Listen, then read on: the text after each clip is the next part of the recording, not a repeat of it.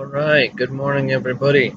So, as everybody has noticed, there is a sale going on which provides both coin and tokens and the new Millennium Cannon, which was designed for the Cannoneer. Um, and it's a pretty good gun. It's got a really high rate of reload, which is spectacular given how quickly this ship already fires. I went ahead and bought the second one that has all three of the items on offer, and I went and refit my blank Cannoneers and used a bunch of tokens I had to create the top tier hull tool that I plan on using, and I'd like to go over my build and why I went with the build that I went with now that we have seen the raid preview. Okay, so the first thing that we all need to know is that um, we need speed in this upcoming siege raid, and a lot of that has to do with the fact that there is a constant tracking of your fleet by a very large radioactive scatter gun that is always shooting, and you got to be able to move out of its cone of fire constantly. You can't stop. So speed is at a premium here, but we'll go over that in a minute. That is important to note, though, because it drove a lot of the choices that I made on this particular build. You'll notice that of the 10 cannons that I can mount on this gun, or on this ship, only 8 of them are the new Millennium Gun. And the Millennium Gun is a nice gun. I mean, obviously it's got decent accuracy, not the best accuracy. It's got the highest level range that any cannon has had to date. The ship damage is minimal. There are other guns which do better damage to the ships. However, the rate of fire actually brings the DPS up a little bit there. Building and wall damage are average for a railgun. The building and wall damage bonus not as good as the Mauser or a couple other cannons, but it's still pretty spectacular. You're going to do some damage with this gun. So I chose 8 of them of the 10 slots, and the last 2 slots I filled out with the really lightweight siege cannon D35S. Now the reason why I chose that gun is because it's super light. First of all, it's only 12 ton per, but it gives that bonus combat speed of plus 5%. So because of the range, it'll never fire. So it's completely useless for DPS, but that extra 5% speed with the really minimal weight gain makes it a top tier weapon to use if you're trying to gather speed without gathering weight. That is why you would choose that as opposed to, say, the Earthshaker.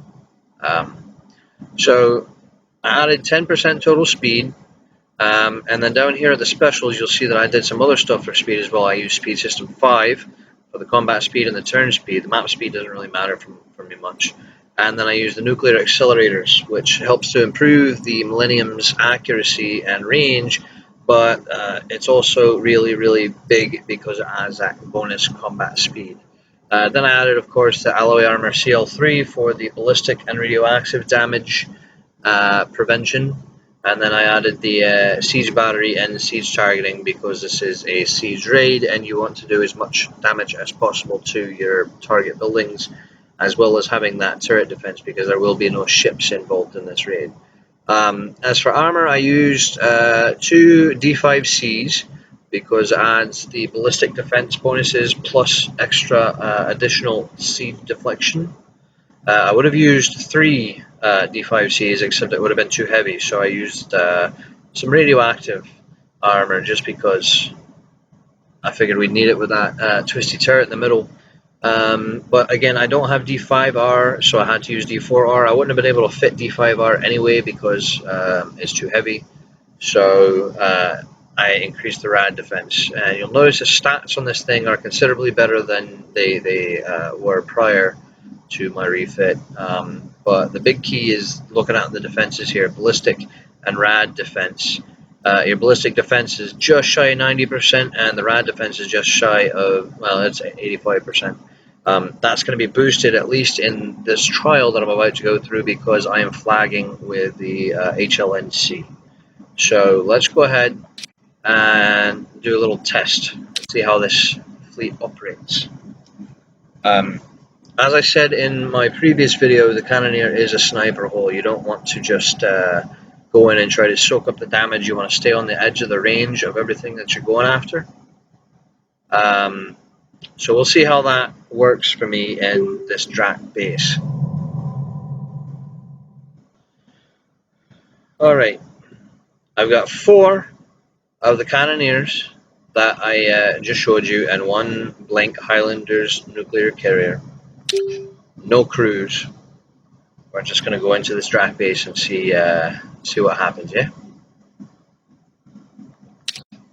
I'm just going to follow the same route that I always use when I take a siege engine or a siege hull into the Drac base. So there's not going to be a whole lot of anything interesting to see, other than we're looking at the speed of the ship, which is a pretty high speed ship, and we're looking at the range, damage, and we are looking at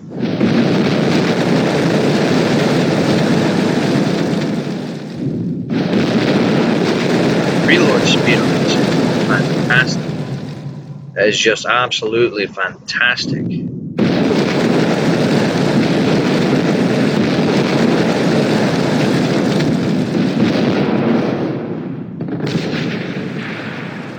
Look at that. Look at this ship go. I mean, this thing, it outranges half the turrets that shoot.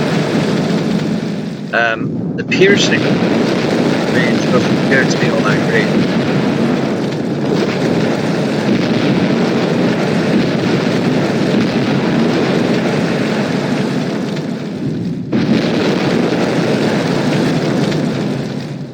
The piercing range on this Millennium Gun doesn't appear to be all that great, but I'm really digging this rate of fire, and I just get the feeling that that rate of fire is going to be key against this raid that we're facing down this time round, primarily because, as I said in my previous video, you don't want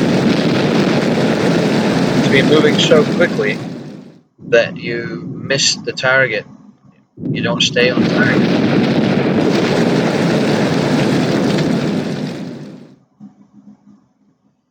Let's see, my HLNC is going to get nailed by that, so let's go take it out. I don't want to have to repair it if I don't have to. And I'm not playing this switch holes game.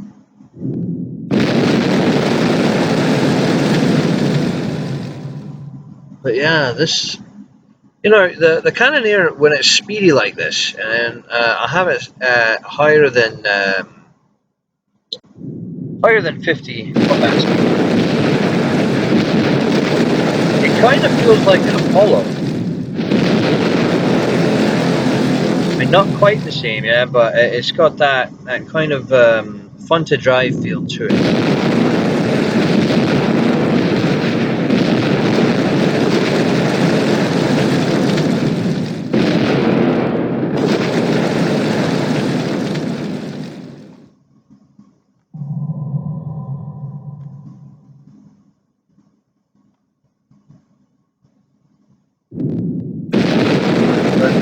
Still really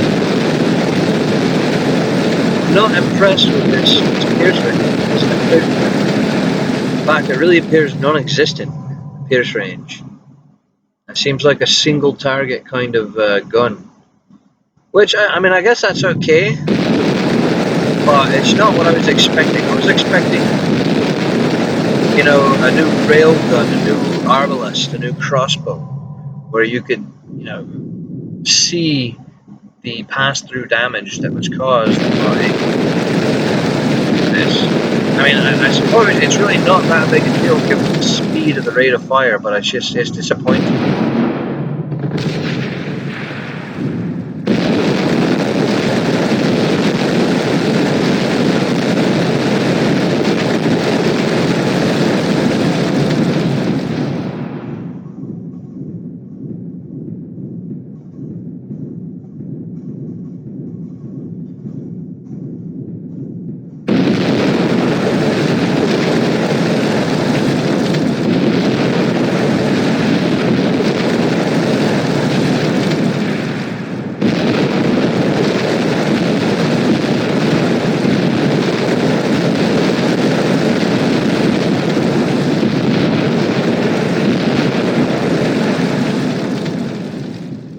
mean, the fact here is, this is doing damage, but at least in this target, the Mauser cannon with the ironclad is a much faster kill. So I guess it's a good thing that what we saw in the preview, there wasn't a whole lot of punch up. It seems like this class is going to be an unnecessary classic process.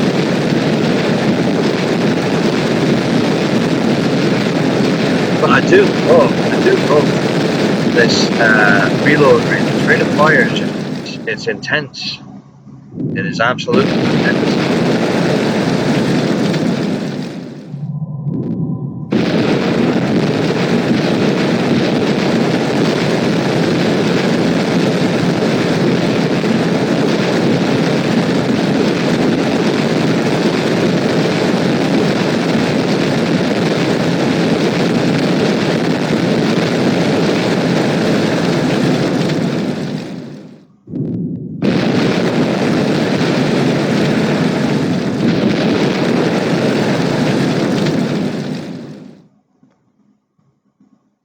So I'm looking forward to seeing the flag hole for the Cannoneer and seeing what kind of stats it looks. As you can see, my HLNC died,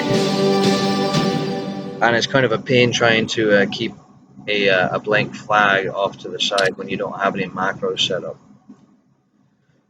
Let's see.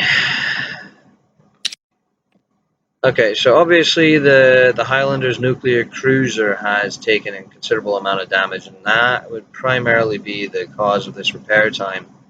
My Cannoneers themselves only took about 4,200 units worth of damage to the armor apiece. So, yeah, I enjoy this. You might enjoy it too, you might not. I don't know. Anyway, thanks for having a look and have a nice day.